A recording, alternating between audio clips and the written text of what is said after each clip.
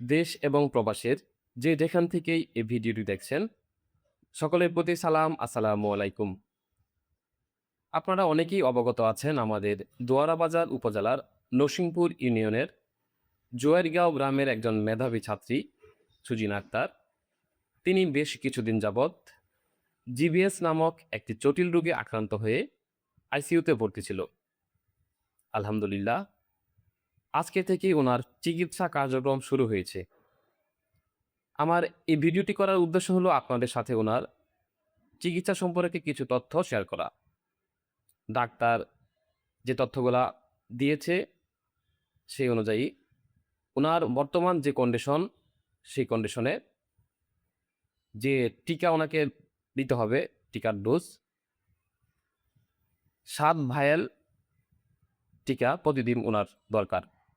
আর প্রতিটি ভায়েলের মূল্য হচ্ছে ১৭,৪০০ টাকা। তাহলে প্রতিদিন উনার খরচ আসতেছে, চিকিৎসা খরচ ১,২১,৮০০ টাকা। এটা হচ্ছে উনার দৈনিক চিকিৎসা খরচ। আর এই ডোজটা দিতে হবে ৭ দিন। তাহলে ৭ দিনে উনার খরচ আসতেছে টোটাল ৮,৫২,৬০০ টাকা। তো বুঝতে পারতেছেন, গরিব একটি পরিবার, দিন আনে দিন খায়। উনার লেখাপড়ার খরচ চালানো হয় কিস্তির টাকা তোলার মাধ্যমে। কিস্তির টাকা দিয়ে ওনার লেখাপড়ার খরচ বহন করা হয়। সে জায়গায় এত টাকা দিয়ে তো এই পরিবারের পক্ষে কোনোভাবেই সম্ভব নয় ওনার চিকিৎসা কার্যক্রম চালিয়ে যাওয়া। আপনি যারা দেখছেন, সকলের কাছে অনুরোধ থাকবে আপনারা ওনার দিকে সাহায্যের হাত বাড়িয়ে দিন।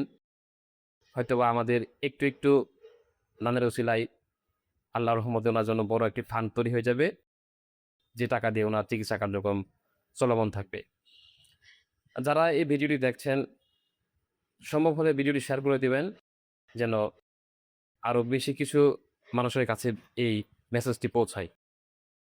সকলের সুস্থ সুন্দর এবং নিরাপদ জীবন কামনা করে বিদায় নিচ্ছি। আল্লাহ হাফেজ।